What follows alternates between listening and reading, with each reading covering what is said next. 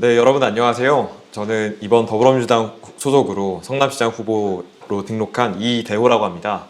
저는 당신의 친구 90년생 직장인 성남시장이라는 타이틀을 가지고 열심히 선거운동을 하는 중인데요. 이렇게 사실 귀한 자리를 마련해 주셔서 저도 참 감사합니다. 왜냐하면은 제가 선거에 처음 출마해 보는데 굉장히 정신이 없고 저의 생각이나 계획 같은 것들을 정리하면서 하기가 되게 어렵더라고요. 그래서 비전이나 정책이나 이런 것들을 사실 후보자로서 아주 일목요연하게 다 완성하고 출마를 해야 맞기는 하지만 이제 하면서도 사실 생각이 되게 달라지고 좀 발전하고 하다 보니까 이걸 정리를 못하면서 가는 게 내심 아쉬운 점들이 있었습니다. 근데 마침 이렇게 좋은 계기가 있어서 저도 한번 생각을 좀 정리해 볼 수 있는 좋은 계기가 됐고요. 그래서 이제부터 시작을 하겠습니다. 여기 보이는 오늘 좋아하는 사람과 산책할 수 있는 도시, 이게 제가 생각하는 성남시의 비전을 한 문장으로 집약한 말입니다. 네, 오늘 순서 4개 부분으로 준비했습니다. 첫 번째는 제가 하나도 유명하지 않은 무명 정치인이기 때문에 저에 대한 소개를 잠깐 하고요. 그 다음에 이제 제가 이번 선거를 어떤 문제 정의를 가지고 시작했는지 설명을 드립니다. 그리고 비전에 대해서 좀 전에 보여드린 오늘 좋아하는 사람과 산책할 수 있는 도시라는 비전에 대해서 설명을 드리고요. 마지막으로 이것을 구현할 수 있는 수단이라고 할 수 있는 정책을 몇 가지만 소개해드린 다음에 시간이 남으면 질의응답을 하고 마무리를 짓도록 하겠습니다. 저를 소개하는 첫 번째 사진은 이 사진입니다. 보시면 김대중 대통령이 컴퓨터 앞에 앉아 있는데요. 제가 성남시로 오게 된 계기를 보여주는 사진입니다. 전 초등학교 6학년 때 성남시에 있는 미금초등학교로 전학을 오게 됩니다. 전학을 오게 된 계기가 사실 그렇게 좋은 일은 아니었어요. 울산에서 아버지가 이제 사업을 하고 계셨는데 아버지는 원래 프로그래머셨고 이런 컴퓨터 관련된 사업을 하고 계셨어요. 근데 이제 사업이 잘 안 되고 뭐 IMF 여파나 이런 것들이 있었고 그런데 이제 다행히도 일자리를 구하시게 됩니다. 그 벤처 IT 회사에 일자리를 구하게 됐는데 그 일자리가 왜 생겼는지를 당시에는 몰랐어요. 그냥 엄마 아빠 손잡고 이제 성남시로 이사를 오게 됐는데 알고 보니까 아버지가 다니셨던 그 회사는 그 정부의 어떤 창업을 이제 추동하는 그런 정책들에 힘입어서 투자를 많이 받고 이제 창업 단계에서 이제 사람을 뽑을 수 있는 단계로 이제 성장한 회사였어요. 그래가지고 이제 사람을 고용할 수 있었고 프로그래머였던 아버지가 사업을 이제 접고 이제 직원으로 일자리를 얻으실 수 있게 된 거죠. 네. 그런 경험이 있었기 때문에 참 제가 성남시라는 곳에 오게 됐고 공교롭게도 지금 판교가 생기면서 성남시는 한국의 이제 디지털 중심지로 발돋움했습니다. 이런 이야기들이 전 되게 재미있다고 생각을 합니다. 이 두 번째 사진은 판교의 어떤 전경입니다. 이것도 사실 제가 정치를 하게 된 계기가 됐는데요. 또 아버지가 이제 사업을 또 하시더라고요. 직장만 계속 다니면 좋았을 텐데 또 사업을 또 하셨고 20살 무렵에 또 집안이 되게 어렵게 됐습니다. 근데 이제 집이 좀 소위 망해 보신 분들은 아시겠지만 이게 사람이 한번 망했을 때 얼마나 더 망할지 예측하기가 어려워요. 그러면은 또 집을 점점 이제 줄여가는 그런 문제가 생깁니다. 계속 이사를 다녀야 되는 거죠. 예상보다 더 나빠지면은 더 또 이사를 가야 되니까. 그런 시절을 이제 보내는 게 당시에 저로서는 굉장히 좀 힘들었습니다. 제가 하지도 않은 어떤 잘못들 때문에 예상하지 못했던 불운 때문에 왜 이런 불행한 일을 겪어야 될까? 그리고 뭐 사실 뭐 집안의 분위기라든지 이런 것도 다 그 경제적인 문제랑 굉장히 연관이 있다는 것도 그때 느끼게 됐고요. 근데 이제 이런 고민들이 좀 사라지게 된 계기가 있었어요. 당시에 이제 판교가 분양을 이제 막 시작을 할 때였는데 정부에서 여기다가 공공임대주택을 좀 많이 집어넣어 놨습니다. 근데 이제 당시에 저희 집 형편을 알았던 어머니 친구분이 이런 공고가 났는데 공공임대주택에 한번 지원해보면 어떻겠냐라고 이제 권유를 하셨고 저희 엄마는 사실 별로 그런 제도에 관심이 있고 잘 아시는 분은 아니에요. 그런데 이제 그런 이야기를 듣고 나서 부랴부랴 해봤는데 운 좋게 그게 이제 된 거죠. 그래서 집의 어떤 주거 문제가 좀 해결이 되니까 한 1년간에 걸쳐서 빠르게 좀 많은 것들이 나아지게 되더라고요. 저도 이제 제가 기대했던 어떤 20대 초반의 어떤 생활을 할 수 있게 되었고 그때 저는 이런 생각을 하게 됐습니다. 정치라는 게 맨날 이제 서로 헐뜯고 싸우고 뭐 당시 막 K1처럼 막 싸우고 이런 게 되게 화제가 되기도 했었는데 국회의원들끼리 그런 건 줄로만 알았는데 인간의 삶이라는 게 예측할 수 없이 불운한 일이 생길 수가 있고 그랬을 때 완전히 무너지지 않을 수 있는 희망을 정책이란 이름으로 우리는 지금 만들어가고 있는데, 아, 그런 희망이란 이름의 그 정책이란 이름의 희망을 만드는 일이었구나, 이런 생각을 하게 됐어요. 굉장히 멋있더라고요. 되게 합리적인 것 같고요. 왜냐하면은 내 자신의 삶에 어떤 불운이 생길지 저는 알 수 없다고 생각을 하거든요. 그래서 저도 언젠가 제가 이렇게 이 도시에서 자라면서 공동체의 배려를 받으면서 자랐었던 것처럼 어떤 사람들한테 그것을 우리들에게 누군가에게 돌려주는 일을 하면서 살면은 아주 재밌겠다, 이런 생각을 이제 하게 됐습니다. 네, 뭐 그러다가 이제 시간이 지나서 여러 계기들을 통해서 제가 이제 성남시장에 출마를 하게 됐는데요. 이 얘기까지 하면 사실 너무 길어서 제가 이거는 유튜브에 들어가셔서 이대호 성남시장 출마선 이렇게 검색하시면 12분짜리 영상이 나옵니다. 그 영상을 한번 보시면은 좀 더 자세한 내용을 확인하실 수 있으니까요. 제 지금까지 이야기만 듣고 좀 흥미를 느끼셨던 분은 유튜브에 한번 찾아보시고, 오늘은 비전과 정책에 대해서 소개해드리는데 좀 더 집중하도록 하겠습니다. 그런 꿈을 가지고 저는 이제 성장기를 그렇죠. 이제 20대, 30대를 이제 보내게 되는데요. 저는 이제 크게 이제 두 가지 일을 했습니다. 첫 번째는 이제 IT 스타트업에서 주로 일을 했고, 가장 최근까지 일했던 데는 여기 화면에서 보이시는 모빌리티 스타트업 타다입니다. 여기서 이제 돈 버는 일을 했습니다. 그리고 이 경험을 통해서 저는 이제 많은 것들을 이제 배우게 됐죠. 그 디지털 기술을 활용을 하면은 기존에 있었던 자원을 좀 더 효율적으로 효율적으로 조립하고, 그리고 이제 수요자와 공급자 간의 어떤 관계를 재정의할 수 있는 그런 가능성이 있구나, 이런 것 깨닫게 됐어요. 뭐 예를 제가 한번 들어볼게요. 그 택시가 불친절하고 승차 거부가 많고 뭐 어디 외곽에 사는 사람들을 이제 거절하고, 이런 문제는 사실 3, 40년씩 된 문제입니다. 모두가 알지만 해결할 수 없었어요. 그걸 누구보다 해결하고 싶었던 것도 이제 정부였고요. 근데 이것을 이제 타다라는 서비스가 등장하면서 그 서비스 안에선 최소한 2년 만에 해결을 해내게 됩니다. 근데 그럴 수 있었던 그 메커니즘을 제가 이제 그 성장 과정을 경험하면서 보니까, 결국 디지털 기술로 만들어낸 어떤 마진과 효율성, 그리고 이제 디지털 기술이 아니면은 정의할 수 없었던 새로운 관계라고 하면 이런 거예요. 왜 타다가 친절했느냐? 뭐 두 가지 이유가 있었는데, 그 택시기사보다 더 좋은 질의 일자리다라는 말에 대해서는 좀 쟁점이 있을 수 있겠지만, 그 일하는 사람 입장에서는 시간 대비 더 많은 돈을 불안감 없이, 왜냐하면 산학금 제도가 이제 택시는 문제가 좀 있거든요. 내가 영업을 못하면 돈을 덜 가져가게 되는 문제가 있는데, 그런 문제 없이 그 일정 시간 일하면 딱 원하는 걸 받을 수 있고, 약속된 걸 받을 수 있고, 뭐 그런 측면에서는 좀 더 이제 그 좀 확실하고 시간 대비 임금도 좀 더 높은 편이었는데, 뭐 그런 질이 높다 보니까 이제 좀 실력 있는 분들이 많이 들어온 것도 있고요. 두 번째는 이제 피드백 시스템이 있었기 때문입니다. 택시 같은 경우에는 제가 택시 기사님들이랑 많이 좀 이야기 나누고 같이 일하고 하면서 깨닫게 된 건데, 불친절할 수밖에 없는 시스템 속에서 일을 하십니다. 왜냐하면은 택시 기사라는 직업은 평생 동안 내 친구, 내 동료가 어떻게 일하는지 볼 일이 없는 직업이에요. 근데 여러분, 특히 이제 사무직 직장인 경험이 있으신 분들 생각해 보세요. 본인이 혼자 일하지 않으면 주변을 보고 배웁니다. 아, 저 사람이 이런 걸 잘하네? 나도 저렇게 해야지. 저 사람이 이렇게 잘 못하네? 난 저렇게 하지 말아야지. 하면서 끊임없이 자기 자신을 담금질하면서 사회생활을 하면서 발전하는 게 일반적인 어떤 직업들이거든요. 택시기사는 그런 게 전혀 불가능합니다. 혼자 일하고 피드백이라고 해봤자 긍정적인 건 하나도 없고, 보통 그런 거예요. 술 아주 취하신 분이 막 뭐라고 해요. 근데 술 아주 취하신 분이 뭐라고 하는 얘기에 일말의 진실이 있을 수도 있어요. 불친절하거나 운전을 뭐 너무 험하게 하거나 이런 말들이 일말의 진실이 있지만, 애정이 없는 비판, 내가 모르는 처음 보는 사람이 화내면서 하는 피드백에 자신을 개선할 수 있는 사람은 없습니다. 근데 그런 피드백만 받으면서, 저질의 피드백만 받으면서 3, 40년 일하면은 사람이 자기 발전을 하기가 거의 불가능해요. 그런 환경 속에서 친절한 택시를 기대하는 건 아주 불가능한 일입니다. 이제 타다 같은 경우에 디지털 플랫폼을 통해서 전반적인 어떤 사람들의 어떤 성과 같은 걸 측정하고, 그거 대비 선생님은 어떤 편이세요? 이런 걸 말할 수 있는 어떤 시스템이 갖춰져 있기 때문에 사실은 그런 좀 친절하고 이런 것들이 가능했던 것입니다. 이제 이런 것들이 사실 디지털 기술 없었을 때는 좀 어려웠죠. 이런 경험들을 하면서 기술이 좀 더 편리하고 안전하고 재미있는 세상을 만들 수 있구나, 그런 생각을 저는 하게 됩니다.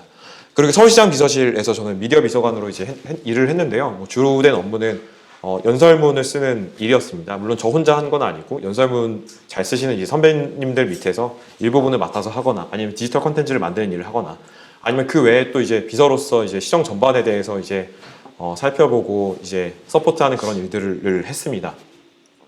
이런 경험들을 통해서 네, 저는 이제 디지털 기술을 가지고 좀 더 사회 문제를 잘 해결을 하고, 그리고 행정을 좀 더 효율적으로 혁신하고 좀 더 동기부여를 많이 해서 공무원들이 좀 더 보람있고 재미있게 일하실 수 있는 환경을 만드는 대표자가 되는 게 저의 지금의 목표입니다. 자, 저에 대한 소개가 길었습니다. 그 다음에 이제 제가 문제 정의한 이야기를 드릴 건데요. 제가 지난해 4월 달에 이제 회사를 그만두고 본격적으로 선거 준비를 시작을 했습니다. 근데 선거 준비라는 게 어떻게 해야 되는지 처음에 좀 감이 안 오더라고요. 책도 여러 권 사서 보고 해봐도. 근데 이제 본질적으로 한번 접근해 보기로 혼자 고민을 했어요. 기초단체장이, 성남시장이 뭐 해야 되는 사람이지? 라고 곰곰이 생각을 해보니까 시민들이 원하는 것을 잘 파악해서 거기에 맞는 솔루션을 제시하고 문제를 해결하는 사람이라는 생각이 들더라고요. 그럼 처음 시작은 어디서 해야 되느냐? 시민들의 이야기를 듣고 시민들의 소망을 파악하는 것부터 해야겠다는 생각이 들었어요. 물론 제가 이 도시에 뭐 20여 년 살았지만 그건 되게 제한적인 환경에 살았던 거고, 다양한 삶의 어떤 모습들을 알지 못하면 안 되겠더라고요. 그래서 무작정 사람들을 이제 만나기 시작합니다. 근데 이제 저 같은 무명 정치인은 사람 만나기가 굉장히 어렵습니다. 이상한 사람으로 보통 취급을 하죠. 33살에 성남시장 나간다고 하면 보통 그렇게 사람들이 호의적으로 대해주지를 않으십니다. 그래서 일단 뭐 주변의 지인들부터 이제 찾아서 이야기 다 인터뷰해보고, 그리고 지인한테 또 다른 지인을 소개해달라고 하기도 하고, 여기 왼쪽 위에 보이는 사진은 이제 봉사활동 하는 사진인데요. 뭐 이런 식으로 봉사활동 같은데 참여해가지고 사람들과 만나서 얘기할 기회를 만들어 보기도 하고, 오른쪽 위에 같은 경우에는 성남시에 있는 모 재개발 구역에 있는 재개발 대책위원회에서 활동하시는 이제 어르신을 만나 뵌 건데요. 뭐 이렇게 그냥 무작정 찾아가서 한번 말씀 들어보고 싶습니다. 어떤 문제가 있으십니까? 이렇게 여쭤보기도 하고, 뭐 오른쪽 아래는 친구가 아는 그 동네 이웃 어르신을 만나 뵙고 이야기를 뭐 들어보기도 하고, 왼쪽 아래 같은 경우에는 제가 이제 사람들 만나서 얘기를 좀 자연스럽게 하고 싶기도 하고 뭐 다른 이유도 있었는데, 봉사활동 단체를 아예 그냥 만들었어요. 계단 부셔 클럽이라는 클럽인데, 접근성, 요즘 이동권 문제에 대해서 좀 사회적으로 화제가 되고, 좀 이야기가 많이 되고 있잖아요. 근데 제가 첫 번째로 인터뷰했던 사람이 제가 타다에서 같이 일했던 직장 동료이자 동갑내기 성남 시민이면서 휠체어를 쓰는 친구였어요. 근데 그 친구를 만나가지고 제가 회사 그만두기 전에 첫 번째 인터뷰로 이제 섭외를 했죠. 그래서 이제 이야기를 나눴죠. 어떤 게 가장 문제라고 생각해? 성남시장이 뭐를 해결해야 될까라고 이제 물어봤더니, 베리어 프리 요즘 말도 많은데, 베리어 프리 도시 만들기 전에 지금 있는 베리어 프리라도 정확하게 정리해가지고 누구나 볼 수 있게끔 공개했으면 좋겠다고 얘기를 하더라고요. 본인이 약속이 있어서 어디를 가야 됩니다. 그럼 거기에 내가 휠체어를 가지고 혼자 갈 수 있는 곳인지 알 수 있는 방법이 없대요. 그 건물에 엘리베이터가 있을 수도 있고 없을 수도 있고, 진입로에 경사로가 있을 수도 있고 없을 수도 있고, 계단이 몇 개, 뭐 3개인지 5개인지 알 수 있는 방법이 없다는 거예요. 그런 것들을 정확히 알아야지 혼자 갈지, 가족한테 도와달라고 해야 될지, 아니면 거기 있는 친구들한테 도와달라고 할지, 아니면 아예 장소를 바꾸자고 해야 될지, 이런 것들을 판단할 수 있는데, 휠체어를 안 쓰는 비장애인 시민들 같은 경우에는 네이버 지도나 카카오 맵 같은 서비스가 되게 충분해요. 거기 있는 정보만 있으면은 여기 갈지 말지 알 수 있습니다. 뭐 맛있는지 맛없는지도 이제 알 수 있는 세상이 됐잖아요. 근데 휠체어 사용자한테는 그렇지가 않다는 거죠. 그래서 이제 저는 이거 꼭 해결해야 되는 문제겠다. 뭐 엄청나게 돈이 많이 드는 것도 아니고, 이런 생각을 했는데, 좀 더 생각하다 보니까 성남시장 안 돼도 이 문제 해결할 수 있겠더라고요. 저는 IT 서비스 기획해본 경험들도 있고 하니까 웹사이트 잘 만들고 여기에 등록할 수 있도록 하고, 이걸 등록할 만한 인센티브만 잘 만들면 되겠다 라고 해서 그 친구를 꼬셨어요. 그 친구가 이제 타다 서비스 기획자였는데, 네 문제를 네가 스스로 해결해라. 하지만 같이 우리가 팀을 만들어서 훌륭한 친구들과 함께 이 문제를 함께 해결해보자. 그 사람들은 내가 한번 모아볼게. 이렇게 해가지고 설득해서 1명, 2명 늘어난 팀이 한 12명 정도의 팀으로 이제 늘어났고, 그 팀을 바탕으로 계단 정복 지도라는 웹사이트를 만들고, 되게 귀엽게 만들었습니다. 귀엽지 않으면 사람들이 쓰지 않거든요. 그래서 귀엽게 만들고, 그거를 이제 같이 할 사람들을 이제 모집을 해가지고 한 300분 정도가 계단 푸셔 클럽으로 같이 활동을 하셨어요. 주말마다 이제 나와서 2시간 동안 2명 짝 지어가지고 계단 정복 지도 웹사이트 1명 보고 한 분한테는 퀘스트를 드립니다. 50개 다 정복하고 오세요. 그럼 이제 일일이 가가지고 여기 계단 몇 개 있는지, 엘리베이터 있는지 없는지 이런 것들을 다 확인해서 한 명은 등록하고 한 명은 계속 이제 길을 안내하면서 같이 돌아다니는 거예요. 이거 하면서도 사실 되게 많은 이야기들을 제가 너무 삼천포로 빠졌는데 뭐 이런 활동들을 하면서 지난 1년들을 이제 보낸 거죠. 그래서 제가 그 처음에는 되게 파편적인 문제들을 좀 파악을 했는데 근데 곰곰이 이야기들을 막 듣다 보니까 키워드 두 개가 머리에 떠오르더라고요. 하나는 불안이고 하나는 외로움입니다. 이 불안을 좀 더 자세히 설명하면 미래에 대한 불안이고 외로움이란 내 편이 없는 것 같다는 외로움입니다. 그 되게 다양한 형편의 사람들이 있었고 다양한 직업, 다양한 연령대의 분들을 만났는데 결국 고민을 이야기하다 보면은 이 키워드로 몰리더라고요. 돈이 많으신 분도 없는 분도 직업이 있는 분도 없는 분도 뭐 성별 연령 상관없이. 근데 이제 제가 고민이 됐던 거는 불안과 외로움을 정치가 없앨 수 있나? 이건 인간의 어떤 본성, 그 어떻게 보면은 본능과도 되게 연관이 되어 있는 건데. 근데 좀 줄여주는 게 필요하겠다는 생각이 들었어요. 그걸 위해서 정치에 사람들이 많은 기대와 원망을 하고 있다는 생각도 들었고요. 그래서 이제 이것을 어떻게 줄여야 되나 이런 고민들을 이제 팀원들이랑 같이 하기 시작합니다. 여기 있는 이제 분들은 이제 저희 캠프 이제 동료분들인데요. 지금 한 14분 정도 같이 이제 선거운동도 하고 정책도 고민하고 뭐 캠페인도 만들고 하고 있습니다. 뭐 그리고 이제 여러 이제 전문가분들을 만나가지고 같이 성남시를 이제 투어를 하면서 이제 뭐 설명을 들어보기도 하고 저기 이제 김시덕 선생님이라고 문헌학자이신데 그 성남시의 역사에 대해서 되게 자세하게 이제 알고 계신 분이에요. 그래서 뭐 그런 전문가들을 만나서 인터뷰를 해보기도 하고. 근데 이제 저희가 이제 내린 결론이 그래서 오늘 좋아하는 사람과 산책할 수 있는 도시를 만들자는 거였어요. 이 오늘 좋아하는 사람과 산책할 수 있는 도시의 구성 요소를 해체해보면 크게 세 가지입니다. 첫 번째는 좋아하는 사람이 있어야 됩니다. 그게 가족일 수도 있고 친구일 수도 있고 이웃일 수도 있고 직장 동료일 수도 있습니다. 좋아하는 사람이 있어야 되고요. 두 번째는 함께 시간 보낼 수 있는 여유나 환경이 있어야 됩니다. 시간도 있어야 되겠고 그리고 돈도 있어야겠죠. 경제적 여유도 있어야겠죠. 그리고 세 번째는 몸과 마음의 안전입니다. 좋아하는 사람도 있고 여유도 있는데 그 사람이 집에 돌아오지 못한다면 우리가 좋아하는 사람과 함께 시간을 보낼 수 있는 도시를 만들 수 없겠죠. 이렇게 세 가지를 잘 갖추면은 되겠다는 생각이 들더라고요. 그 앞에 나와 있는 여기 책이 고통은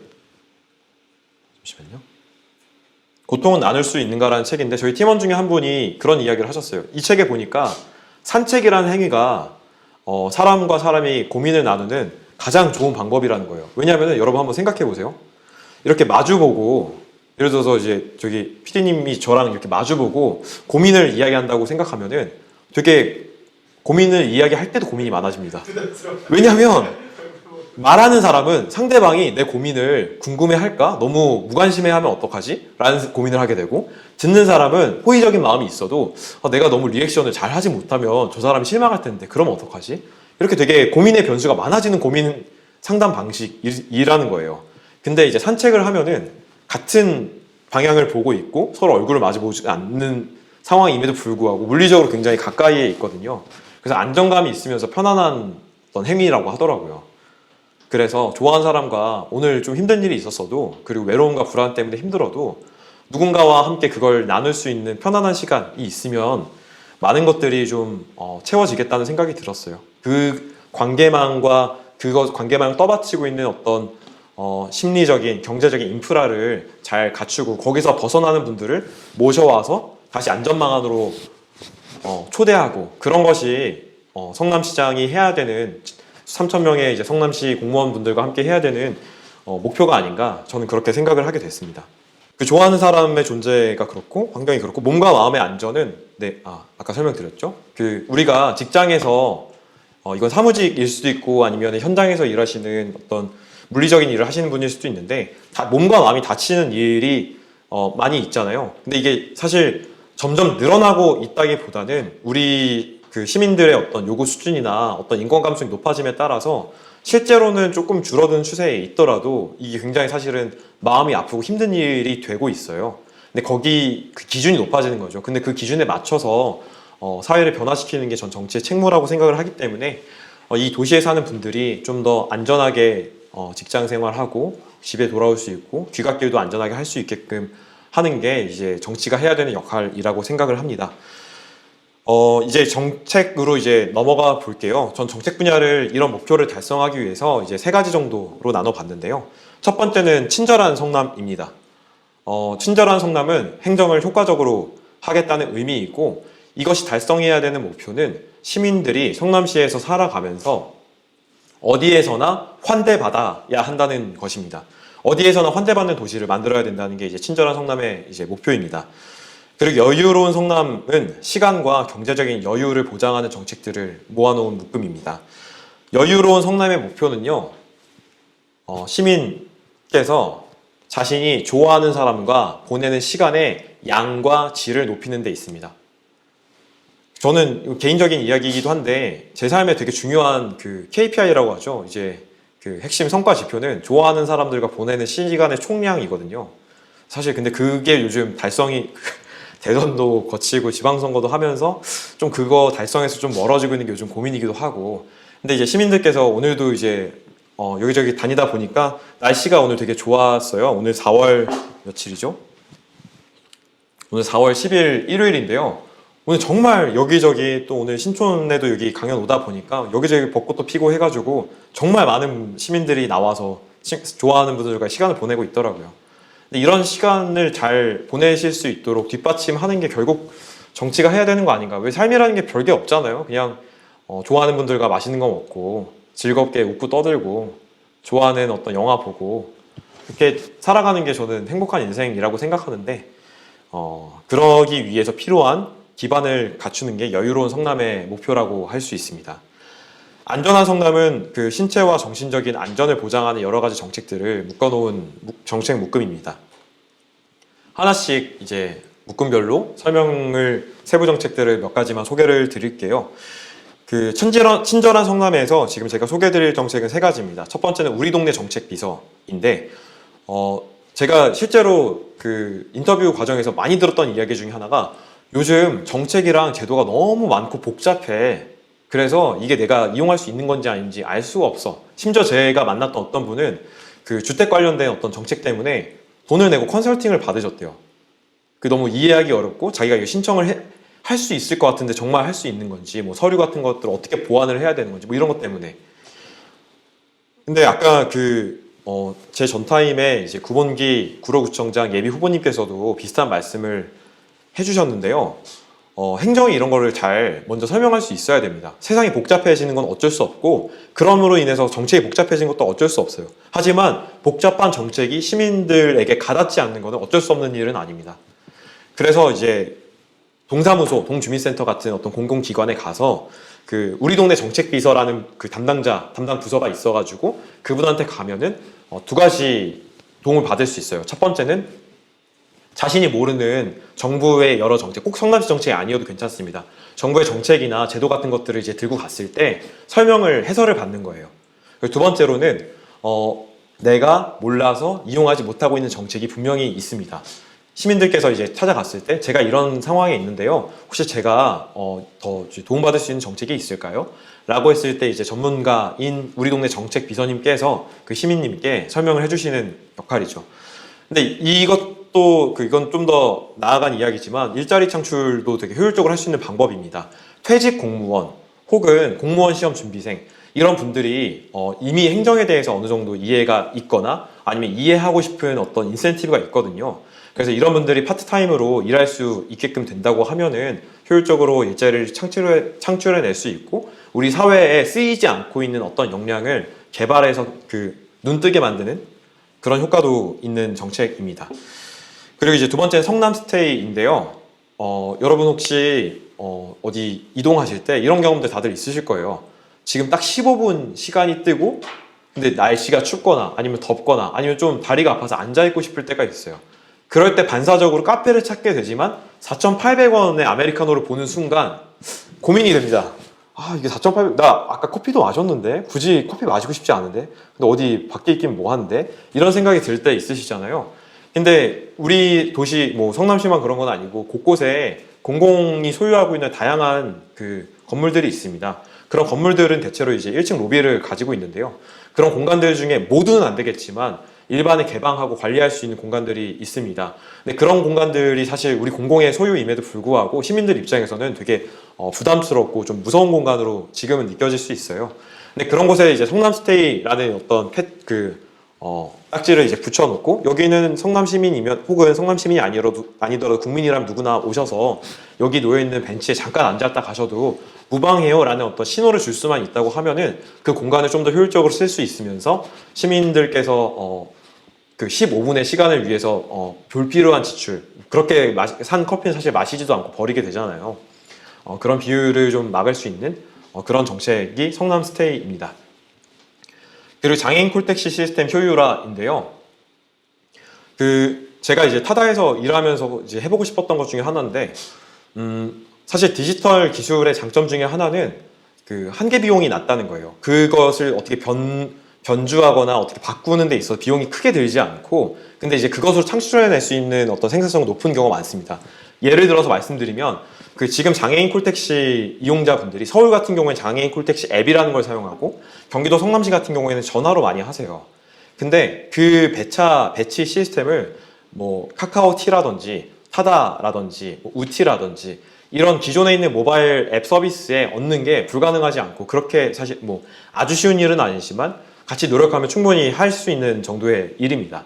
그 길을 빌려주고 부를 수 있는 어떤 기능만 추가해주면은 거기에 대해서 뭐 막대한 사실 통신 비용이 드는 것도 아니고요. 이용자 입장에서는 그 휠체어를 안 쓰는 휠체어 사용자들처럼 편하게 그 카카오티 같이 시장 원리에 따라 경쟁해서 승리한 그런 앱에서 이제 자신이 원하는 차를 부를 수 있게 되는 거죠. 그렇게 해서 이제 장애인 콜택시를 그런 상용 앱 서비스에서도 이용할 수 있도록 그 API를 연다고 하는데, API를 만들고 그걸 열어가지고 배차 시스템을 개방해서 누구든 원하는 그 서비스 제공자들은 장애인 콜택시 기능을 추가할 수 있도록 만들고 싶습니다. 그거에 하나 더 붙여서 또 하고 싶은 거는, 시간이 지금 혹시 얼마나 되나요? 또 해보고 싶은 거는 그 시장형 장애인 콜택시를 좀 도입을 하고 싶어요. 지금 성남시 같은 경우에 80대 장애인 콜택시를 지금 운영하고 있는데, 장애인 콜택시 하나당 1억 원 이상의 이제 비용이 이제 들어갑니다. 연간. 근데 이게 이제 많다면 많고 적다면 적은데, 현실적으로 봤을 때 장애인 콜택시가 더 필요하지만 확 늘릴 수 있을 정도의 어떤 낮은 비용은 아니에요. 그러면 이걸 어떻게 하면 더 많이 늘릴 수 있느냐? 그 방법 중에 하나가 장애인 콜택시의 수요를 분산하는 방법인데요. 무슨 뜻이냐면요, 장애인 콜택시 이용자분들 중에서 휠체어를 사용하는 분들만 있는 게 아니에요. 시각장애인, 청각장애인인 경우에 휠체어를 사용하지 않지만 장애인 콜택시를 이용하는 경우가 많이 있습니다. 왜 이용을 하시냐 하면은 그 시각장애인이나 청각장애인이 일반 택시를 이용할 때 불쾌한 일을 많이 겪으셔서 그래요. 장애인 이용자를 상대해 본 경험이 없고 장애인 이용자를 어떻게 감수성을 가지고 상대해야 하는지 모르는 택시 기사님들이 많으시기 때문에, 그래서 불쾌한 경험을 하느니 그냥 감수성이 있고 비용도 저렴한 장애인 콜택시를 부르시는 거예요. 근데 만약에 일반 택시들 중에서 장애인 이용자를 잘 응대할 수 있는 교육과 어떤 능력을 갖고 있는 분이 배치가 되고 이제 개발이 되고, 그리고 그분들을 선택해가지고 호출할 수 있는 기능이 카카오티나 이런 우티 같은 앱에 이제 추가가 되고, 그리고 이렇게 이용을 했을 때 장애인 콜택시 이용했을 때처럼 그 저렴한 요금으로 이용할 수 있게끔 바우처를 연계한다고 하면은 기존의 장애인 콜택시 이용량 중에서 많은 부분이 그 일반 택시로 가거든요. 이게 사실 이용자 입장에서도 좋습니다. 왜냐하면은 장애인 콜택시 성남시 같은 경우는 굉장히 금방 오는 편인데도 30분, 40분 걸립니다. 근데 이제 카카오티 같은 앱 써보신 분들 10분 넘으면 취소하시잖아요. 왜냐하면 5분 정도에 보통 오니까. 그러니까 그런 식으로 차량이 더 많아지면 더 빨리 갈 수 있기 때문에 실제 이용자 입장에서 이득이고, 그렇게 해서 이제 생긴 여유를 장애인 콜택시는 휠체어 사용자들을 찾아가는데 훨씬 더 집중해서 사용할 수 있습니다. 그런 식으로 하면은 추가적인 비용을 많이 들이지 않고도 그 택시 기사님들을 교육하는 비용 지원하고, 그리고 바우처는 사실 성남시에서 이미 하는 사업이거든요. 그걸 좀 더 효율적으로 사용할 수 있게끔 하는 것 뿐이죠. 그렇게 하고 플랫폼 사업자들을 잘 이제 설득을 해가지고 MOU를 맺고 이런 작업들만 할 수 있다고 하면, 제가 만나본 택시 기사님들 중에서는 이 공동체의 어떤 발전에 기여하고 싶은 분들이 되게 많아요. 그런 명예로운 일들을 또 하고 싶어 하시기 때문에 그런 것들을 이제 드높일 수 있는 기회를 또 제공한다는 측면에서 좀 의미가 있거든요. 그렇게 한다고 하면 현행 80대 수준에서도 훨씬 더 효율적으로 사용할 수 있다는 생각이 듭니다. 이거는 다른 기초단체장 후보님들이나 아니면은 요즘 이동권에 부쩍 관심이 다들 많으셨을 텐데 각자의 지역에서 한번 챙겨보시면 좋겠다는 생각이 듭니다. 그리고 이제 여유로운 성남 같은 경우에는 시간과 경제적 여유를 위한 정책들을 모아봤습니다. 본인이 좋아하는 사람들과 보낼 수 있는 시간의 총량과 질을 높이는 것을 목적으로 이제 설계를 했는데요. 첫 번째는 원격 근무의 성지 판교 프로젝트입니다. 요약하자면은 판교 중심으로 이제 많이 분포에 있는 IT 회사들을 다 끌어들여서 주 3일 출퇴근제 사회적 협약을 저는 추진하고 싶어요. 주 3일 출퇴근제가 뭐냐? 주 3일만 일하는 게 아니고요. 주 3일은 출근하되 이틀은 재택근무, 원격근무가 보장되는 사회적 협약을 하자는 거예요. 이유 불문하고 물론 지금 판교에 있는 회사들 중에서는 주 5일 원격근무를 보장까지는 아니지만 이제 할 수 있도록 해주는 회사들도 있기는 합니다.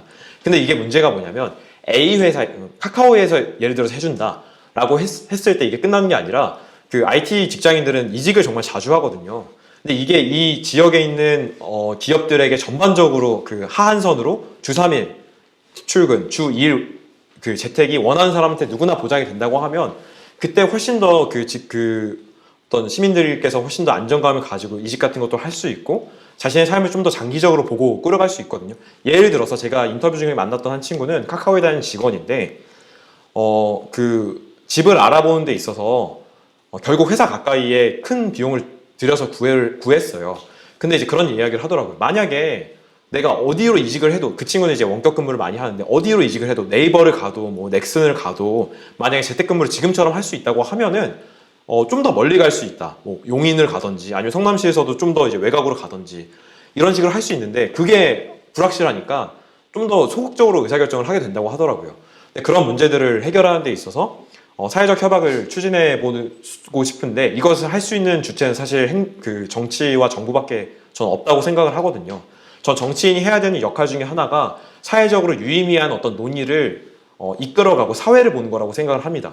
이 권한이 없다고 해서 하면 안 되는 그런 게 아니라 사장님들 다 찾아다니면서 제가 그 사장님의 대표자이기도 하지만 사장님께서 이제 같이 일하고 계신 직원들의 대표자이기도 합니다. 제가 중간에서 봤을 때 이렇게 서로 양보하고 이렇게 서로 양보하면 훨씬 더 효율적이고 사장님도 그러시잖아요. 직원들이 출퇴근하는 데 쓰는 시간 사장님의 매출에 전혀 도움 안 되시잖아요. 그거 한번 같이 줄여봅시다 라고 이제 바짓가랑이 붙잡고 설득하고 직원들한테도 가서 선생님 우리 이런 거 받으려면 우리도 이 정도는 해줘야 되는 거 아닙니까? 우리가 뭐 도덕적 해이나 이런 거를 의심하는 건 사실 기업주 입장에서는 경영진 입장에서 당연한 거예요. 그것을 어떻게 줄이기 위해서 우리가 어떤 고민을 해야 될지 이런 것들도 같이 논의를 이끌어 나가서 어떤 타협점을 찾아서 사회적 협약을 만드는 거. 그렇게 했을 때 저는 시민들의 출퇴근 시간이 줄어들고 교통체증도 줄어들고 앞으로 탄소 중립 사회로 가려면은 우리가 차량 줄일 수밖에 없습니다. 그런 목표에도 선제적으로 대응할 수 있는 전반적으로 굉장히 필요한 일이라고 생각을 하고 있습니다. 두 번째는 주택 공급 신속 확대인데요. 실제로 이건 저의 어떤 필요이기도 합니다. 저는 성남시에서 이제 자랐고 이 도시를 아주 사랑하고 제가 좋아하는 사람들이 굉장히 많이 사는 도시예요. 근데 그럼에도 불구하고 제가 이 도시에서 앞으로 계속 살 수 있을까에 대해서 확신이 없습니다. 왜냐하면 집값이 점점 오르고 있고 집을 얻을 수 있는 기회, 뭐 꼭 제가 소유하지 않더라도 살 수 있는 기회들이 점점 줄어들고 있는 느낌이 들거든요. 저뿐만이 아니라 이 도시에서 자란 친구들 대부분 그런 생각을 가지고 있습니다. 그랬을 때 우리가 재건축이나 재개발 같은 것들을 좀 더 청년들의 어떤 주거 문제를 해결하는 방향으로 좀 조정할 필요가 있고 그러려면 사실 가장 중요하게 해야 되는 게 행정이 게으르지 않게 기민하게 그 절차들을 잘 끌고 진행하는 것 그리고 그 과정들을 시민들께 잘 공유하는 것을 일단 첫 번째로 잘 해야 되고요. 그리고 이건 지역적 이슈이기도 한데 성남시 분당구 같은 경우에는 1기 신도시로서 지금 재개발 연한에 거의 지금 다다가고 있는 상황입니다. 근데 이제 또 여러 가지 또 부수적인 문제들이 있어요. 안전진단에서 이게 적격이 나올 것이냐 뭐 이런 문제들 때문에 사실 이번 대선 때에도 윤석열 당선인도 그렇고 우리 이재명 후보님도 그렇고 1기 신도시 재건축 특별법 만들겠다고 이제 공약을 하셨는데 이런 것들이 가시화되는 과정에서도 사실 역할을 해야 되고, 가시화됐을 때 저는 좀 여러 세대가 미래를 내다볼 수 있는 방식으로 의사결정을 하는 어떤 협의체를 만들어야 된다고 생각을 합니다. 사실 뭐 지금 주택을 소유하고 계신 분들은 5, 60대가 많이 계시거든요. 이분들의 입장도 분명히 중요하지만 이분들의 어떤 자식 세대, 저나 이제 저희 친구들 세대가 이 도시에 사실 더 오래 살아가야 되고, 사실 그 어머니, 아버지들 노후 저희가 다 책임져야 되잖아요. 그런 점들을 고려했을 때 세대 간의 어떤 이해관계가 좀 다른 부분이 있으면 반영할 수 있는 어떤 최소한의 장치를 만드는 게 필요하다고 생각을 하고, 그런 것들을 통해서 좀 미래지향적으로 주택 공급을 확대하되 최대한 신속하게 하겠다라는 것이 이제 두 번째 목표입니다. 그리고 여기에 좀 부수적으로 지금 하나만 더 얘기하고 싶은 게요. 그 성남시 중원구, 수정구, 그러니까 보통 본 도심이라고 불리우는 신도시가 아닌 지역들 같은 경우에는 지금 재건축, 재개발이 굉장히 활발하게 일어나고 있습니다. 특히 이제 재개발 비중이 높습니다. 근데 이제 재개발 과정에서 좀 더 합리적으로 진행될 수 있도록 노력해야 될 측면이 있습니다. 첫 번째는 세입자 문제이고요. 세입자분들이 나가실 수밖에 없는 상황들이 있습니다. 근데 이제 그런 상황을 아예 바꾸는 거는 안타깝긴 하지만 이제 불가능한 일인 경우가 많더라고요. 근데 좀 더 인간적인 어떤 조치를 통해서 나갈 수 있는 일들을 하는 게 저는 행정의 책임이라고 생각을 해요. 여기서 두 가지 할 일이 있는데, 첫 번째는 정확한 정보를 제공할 책임이 있습니다. 제가 재개발 지역에서 만났던 한 어르신이 저한테 이렇게 말씀을 하셨어요. 본인이 평생 살아오면서 이런 일이 처음 있다는 거예요. 근데 내용이 너무 어려워서 이걸 누구한테 물어봐서 배울 수도 없고, 분명히 내가 이걸 정확하게 알지 못하면 손해를 보는 일이 생길 것 같은데 그걸 도움을 청할 사람이 없어서 딸이랑 같이, 따님도 그 분야의 전문가가 아니지만 같이 공부해서 하고 있는데 어디 물어볼 데가 없다는 거예요. 이거를 이제 뭐 재개발 조합 같은 경우에 이해관계가 다르니까 물어봤을 때 설령 그 재개발 조합에 정확한 답변을 해주더라도 세 입장에서 그걸 신뢰하기가 어렵습니다. 그 행정에서 사실 그 역할을 저는 해줘야 된다고 생각을 해요. 그래서 상담 창구도 만들고, 그래서 이제 그것 때문에 재개발 관련돼서 지금 자기가 어떻게 해야지 자신의 권리를 100% 보장받을 수 있는 것인지 확신하기 어려운 세입자분들이 찾아와서 자신의 고민을 상담할 수 있는 창구를 행정에서 만들어야 됩니다. 그게 이제 첫 번째고요. 두 번째는 동계 철거 금지 조례를 저는 만들어야 된다고 생각을 해요. 실제로 제가 이제 찾아갔을 때 철거가 일어나는 다음 날이고, 그 다음 날에 제가 찾아갔던 다음 날에도 철거가 있었고, 네, 그런 일이 있었는데요. 되게 추운 겨울이었습니다. 그 12월 말이었는데, 참 철거 참 이게 좀 감정적인 이야기이긴 하지만 그 집 밖으로 이제 집기들이 이제 다 이제 던져져 있는 그걸 보는데 참 마음이 그렇더라고요. 근데 실제로 이제 그게 또 저 개인의 고민만은 아니고 서울시 같은 경우에는 동계철거 금지 조례를 이제 만들어서 이미 하고 있고, 이게 사례가 없는 게 아니고 유럽에서도 사실 보편적인 일이거든요. 그래서 성남시장 당선된다고 하면은 동계철거 금지 조례는 만들어서 우리 최소한의 안전망을 만들자고 하고 싶어요. 실제로 제가 그 재개발 조합 가서 여쭤봤더니 그 자기네 구역 같은 경우에는 철거가 그렇게 뭐 지연되고 있는 것도 아니라는 거예요. 되게 예상보다도 빨리 되고 있는 편이다. 그렇다고 하면은 최소한 그렇게 추운 시기는 좀 모면할 수 있도록 하는 게 우리가 지금 2022년 선진국에 진입한 이 대한민국에서 필요한 일이 아닌가. 그게 오히려 더 합리적인 게 아닌가, 저는 그렇게 생각을 하고 있습니다. 산책 인프라 상향 평준화는요, 또 명색이, 저희 비전이 좋아하는 사람과 산책할 수 있는 도시인데 산책로가 없으면 안 되겠죠. 이것도 사실 좀 격차 문제가 있습니다. 성남시는 사실 경제적 불평등과 격차 문제가 되게 심각한 도시 중에 하나입니다. 수정구랑 중원구, 예전에 개발된 수정구, 중원구와 분당구 간의 어떤 경제적 격차가 좀 있고, 도시 인프라 격차도 사실은 상당한 편입니다. 분당구에 비해서 수정구, 중원구의 녹지 비율은 2분의 1 수준이고, 그나마의 녹지들, 공원들도 언덕이나 경사에 있는 경우가 많습니다. 그렇기 때문에 시민님들 입장에서는 불편한 점이 분명히 있죠. 그래서 산책 인프라를 상향 평준화하는 게 되게 중요한 과제입니다. 다행히도 좀 계기들이 있습니다. 중원구랑 수정구에 여러 이제 재개발 사업들이 지금 진행되고 있는데요. 재개발 사업 과정에서 사실 녹지들이 많이 생기거든요. 근데 그 녹지들을 가두는 방식으로 갈 건지, 아니면 조금이나마 좀 개방하는 방식으로 갈 건지에 대해서 여지들이 좀 있고, 그런 것들을 이제 시민들과 잘 논의를 해서 거주하시는 분들이 박탈감을 느끼지 않으면서도 좀 더 개방된 공간이 있는 어떤 최대치를 만들어 나가는 게 되게 중요하다고 생각을 해요. 이건 딱 잘라서 뭐 0. 몇 %를 어떻게 할당해라 이렇게 할 수 있는 문제는 아니고요. 사실은 세심하게 내용을 들여다보고 그 좀 챙겨야 되는 부분이 하나 있습니다. 그래서 그렇게 이제 산책 인프라를 상향 평준화하는 거, 그리고 이제 탄천이라고 성남을 이제 관통한 큰 하천이 있는데요. 탄천은 성남 시민들이 굉장히 사랑하는 산책 공간입니다. 근데 여기에서도 사실 분당구랑 수정구, 중원구 간의 격차가 있습니다. 그 진입의 어떤 용이성 때문인데요. 그 분당구 같은 경우에 신도시를 이 탄천 중심으로 형성을 시켰기 때문에 접근성이 굉장히 뛰어나고 되게 느낌이 좀 아늑한 면이 있어요. 왜냐하면 아파트들 사이에 이렇게 하천이 흐르기 때문에 그렇습니다. 근데 이제 하천이 이렇게 흐르다가 수정구랑 중원구로 가면은 왼쪽이 대부분 이제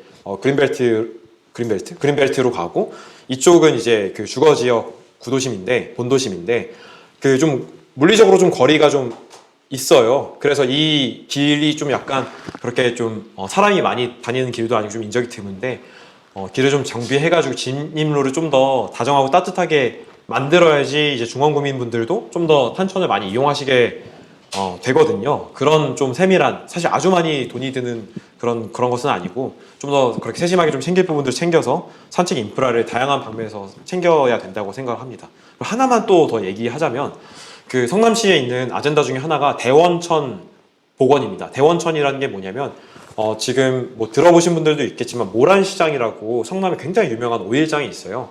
근데 그것이 있는 모란역부터 중원구청까지가 한 걸어서 한 20분 정도 되는 길인데, 거기에 옛날에 이제 땅에 하천이 흘렀는데 그걸 이제 덮었다고 합니다. 근데 이거를 다시 복귀하겠다는 이제 계획인데, 이걸 이제 지금 제가 이제 제시한 아이디어가 아니라 여러 이제 지역의 이제 그 뭐 윤영찬 의원님부터 해서 다양한 여러 정치 선배님들께서 이제 이 아이디어를 많이 얘기를 하고 계세요.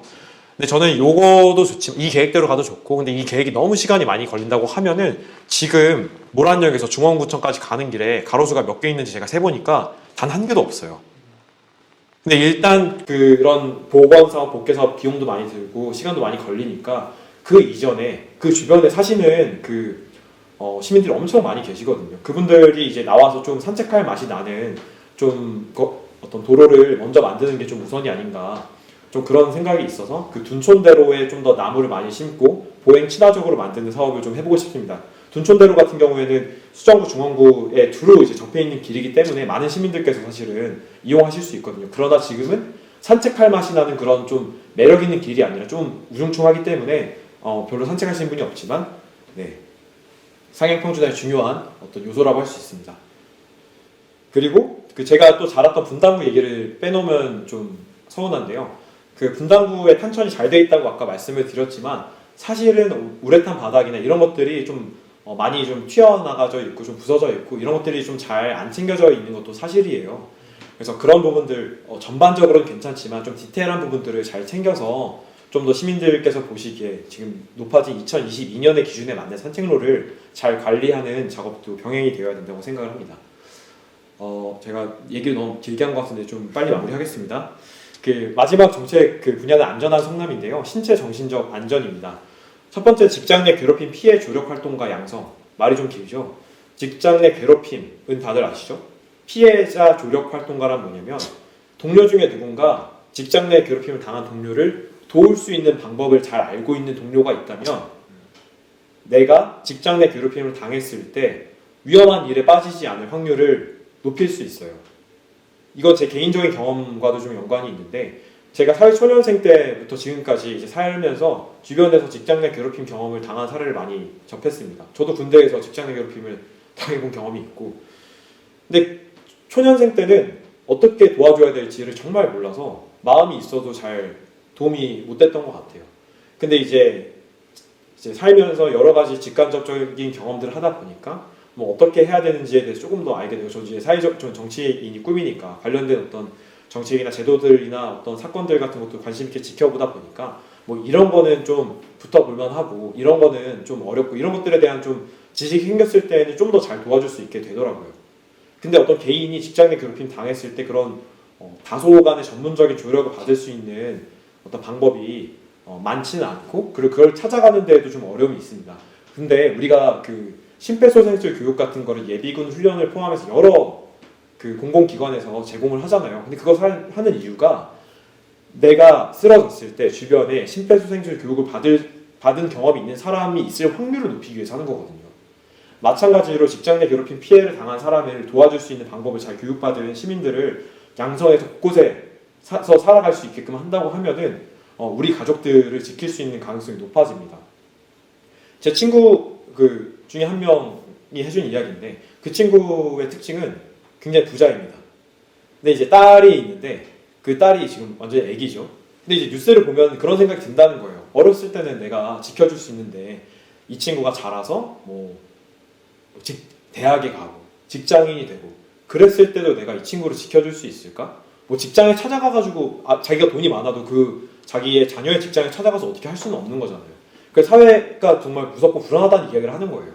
근데 그런 것을 이제 해결하는 방법은 이렇게 시민들이 서로를 도울 수 있는 어떤 마음을 잘 행정이 받아 안아서 교육받을 수 있도록 하고 그 교육받은 시민들 곳곳에서 동료 시민들의 친구가 되어줄 수 있도록 하는 게 전 중요하다고 생각을 합니다. 두 번째는 1인 가구 고독사 방지 시스템 고도화인데요.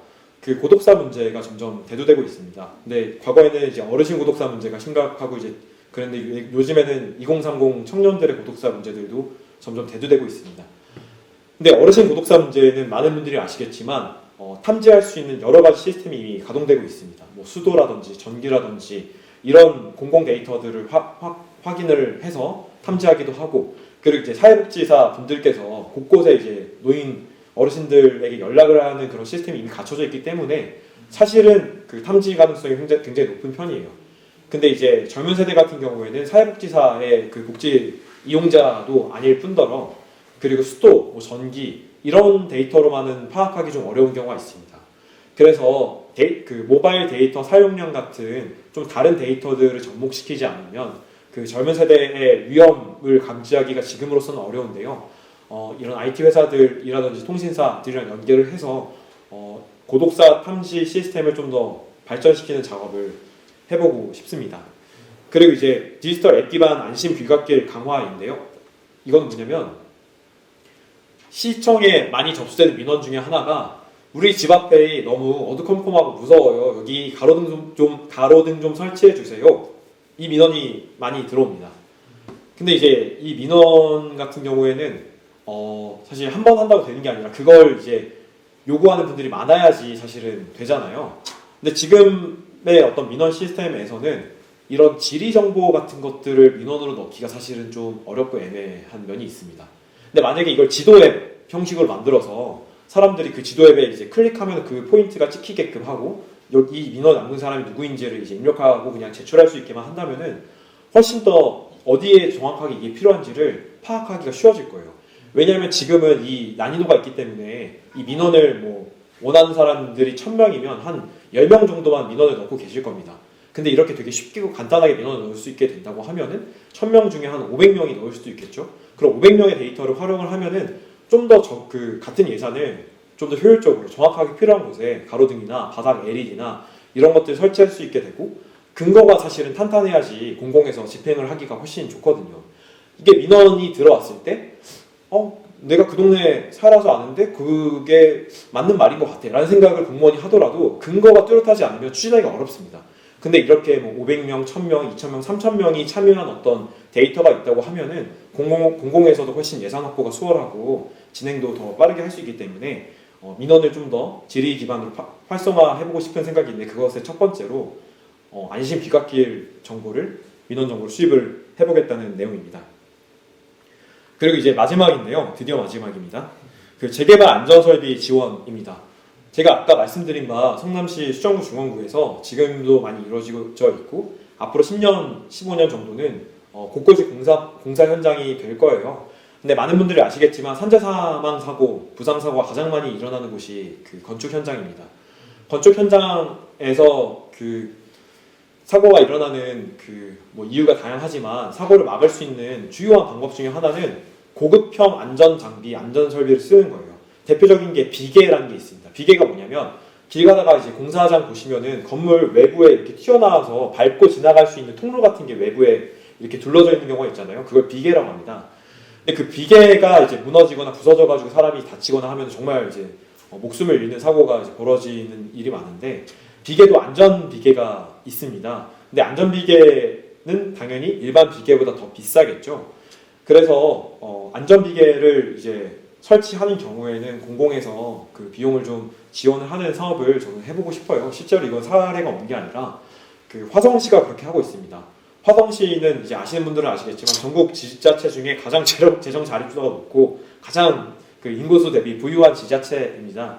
뭐 그래서 사실은 가능한 측면도 있겠지만 사실 성남시 곳곳에서 이렇게 열심히 이 도시의 어떤 미래를 만들어 가시는 분들이 좀 더 안전한 환경에서 일하는 데 있어서 필요한 거라고 하면은 전 충분히 시민들께서 동의해 주실 거라고 생각을 하고요.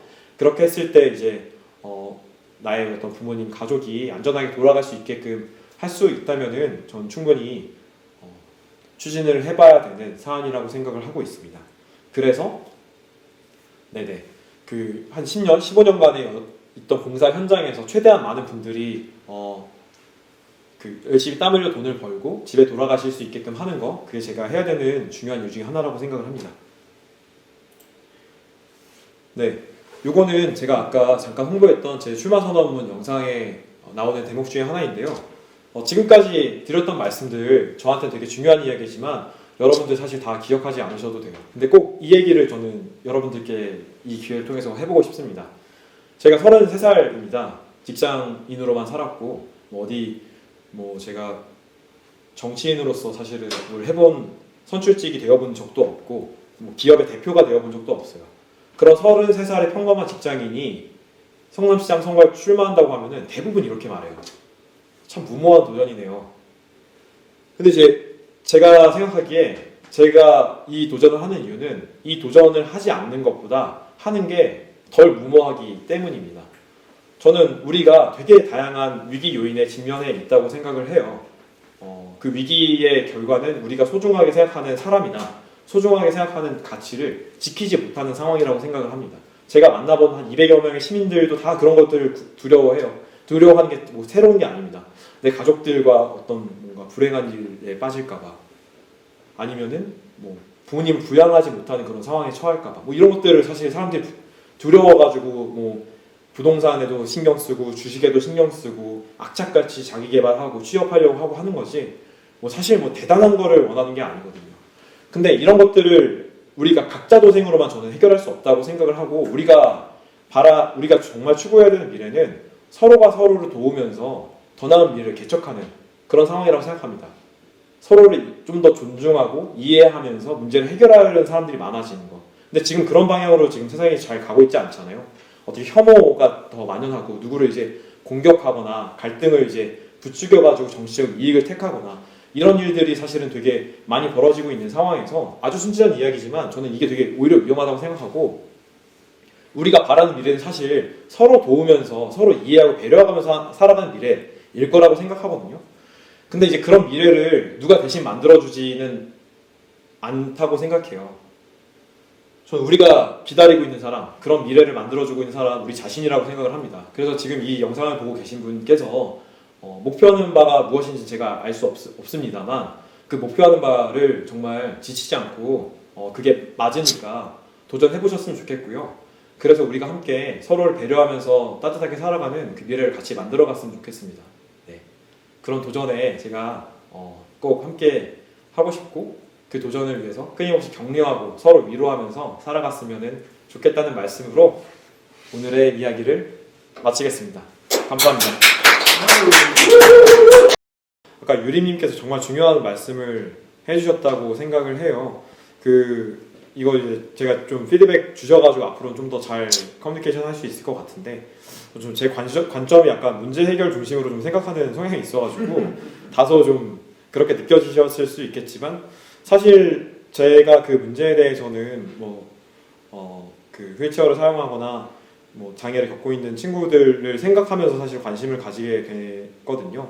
그래서 그런 점들을 좀 더 잘 설명을 하면은 좀 더 오해가 없겠다는 생각이 들고, 그리고 그 모든 분야의 종사자들이 그 여러 종류의 이제 장애인 당사자들을 대하는 어떤 방법에 대해서 교육받으면 좋겠다고 하셨는데 전적으로 좀 동의를 해요. 그리고 이제 궁극적으로는 아까 말씀하신 대로 모든 택시 운전 기사님들이 그 교육을 받으시게끔 하는 게 이제 좋지만, 근데 제가 이제 느끼는 그 문제 중에 하나는 그렇게 하더라도 불쾌한 일이 생길 수 있다고 생각해요.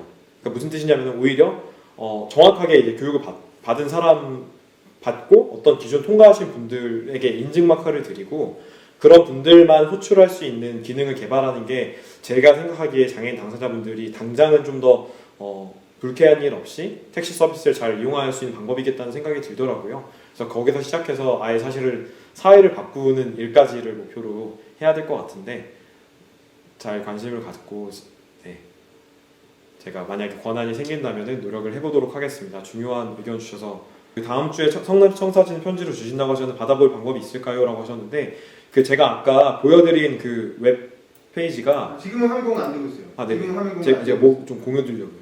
그 제가 운영하는 이대호의 정치 도전기라는 그 블로그이자 뉴스레터가 있거든요. 그래서 여기에서 제가 예전에 썼던 거를 캡처해가지고 보내드려서 그 다음 주라고 했는데 실제로는 그게 한참 전이어서 이미 그거를 만들었어요. 그래가지고 제가 그 다음 편을 여기다가 줌창에다가 올려드리겠습니다. 잠시만요. 채팅창에. 네, 여기 이 letter.deo.io 081 요거 클릭하시면은 그 아까 창희님께서 말씀하셨던 청사진을 편지로 보내드린 내용을 보실 수 있는데, 사실 아까 제가 설명드린 오늘 좋아하는 사람과 산책할 수 있는 도시에 대한 그 방향을 설명하는 글입니다. 그 제가 민주당의 이제 철학과 이념을 떠나서 이제 정치 활동을 하고 싶은 생각은 없어요. 만약에 제가 그렇게 말씀드린 게 그렇게 이제 느껴지셨다면은 제가 설명을 좀 오해하시게끔 했던 것 같고요. 전 민주당의 어떤 지향과 철학에 굉장히 충실하게 입각해서 정치를 하고 싶고, 민주당이 이제 다양한 어떤 지향과 철학이 있지만 그 중에 전 가장 중요한 게 공경에 처하고 어려운 상황에 있는 사람의 친구가 되어주는 거라고 생각을 해요. 제가 그 오늘 좋아하는 사람과 산책할 수 있는 도시를 만들고 싶은 까닭도 그 도시에 있는 사람들이 어려운 상황에 처했을 때 행정이 친구가 되어줄 수도 있겠지만 행정이 친구가 되어줄 수 없는 어떤 상황이 있다면 그 누군가 공경에 처한 자신을 도와줄 수 있는 어떤 관계망 속에 있었으면 하는 바람이 있기 때문이에요. 실제로 제가 이 도시에서 살면서 이제 많은 공동체 혜택을 받았고, 근데 그런 것들이 꼭 제도나 정책의 혜택만은 아니었습니다. 뭐 부모님의 어떤 주변 사람의 도움이 있었던 적도 있고, 학교 선생님의 도움이었던 적도 있고, 이런 것들이 이제 제도와 사람들의 어떤 복합적인 도움을 통해서 제가 사실은 이렇게 어엿한 성인으로 자랄 수 있었다고 생각을 하는데, 그런 것의 어떤 중심에는 어려운 사람을 돕는 일이 있다고 저는 생각을 해요.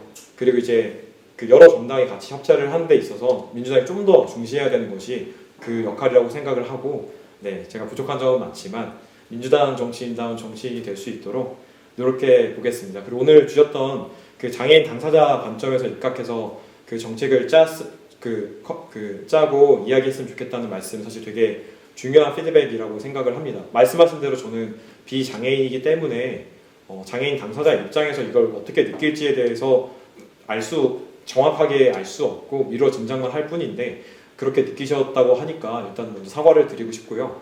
좀 더 고민을 해서 어떻게 하면 좀 더 그 장애인 당사자들께서 들으시기에 좀 더 설득력이 있고 와닿는 정책과 어떤 정책을 설명한 글이 될 수 있을지를 고민을 해보겠습니다. 정말 중요한 피드백 주셔서 감사합니다, 연수님. 오늘 발표는 이걸로 마치도록 하겠습니다. 네, 오늘 들어주셔서 정말 감사합니다.